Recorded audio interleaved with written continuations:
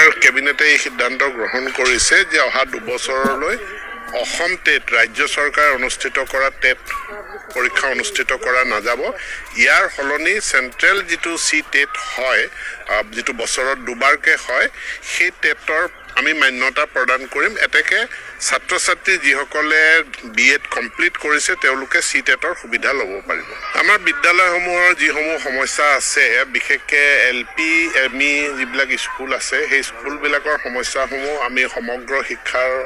অধীনত আমি পৰ্যায়ক্ৰমে সমাধান কৰি গৈ আছো আৰু যিখিনি আমাৰ মাধ্যমিক বিদ্যালয় আছে মাধ্যমিক বিদ্যালয়ৰ ক্ষেত্ৰত আন্তঃগাঁথনি উন্নয়নৰ কাৰণে এক বৃহৎ প্ৰকল্প ইতিমধ্যে মাননীয় মুখ্যমন্ত্ৰীয়ে ঘোষণা কৰিছে আজি মই দলীয় কাৰ্যসূচীত মানিকপুৰলৈ আহিছিলো আৰু যেহেতু ওচৰতে বিদ্যালয়খন আছে সৌৰাগুৰি এমই স্কুল এই স্কুলখনো মই পৰিদৰ্শন কৰিলো স্কুলসমূহৰ আন্তঃগাঁথনি বা শিক্ষক নিযুক্তিৰ ক্ষেত্ৰত আমি ব্যৱস্থা গ্ৰহণ কৰিছো আপোনালোক সকলোৱে জানে ইতিমধ্যে নতুন বিজ্ঞাপন প্ৰকাশ সেকেন্ডাৰী বিজ্ঞাপন প্ৰকাশ পাইছে 2 এদিনতে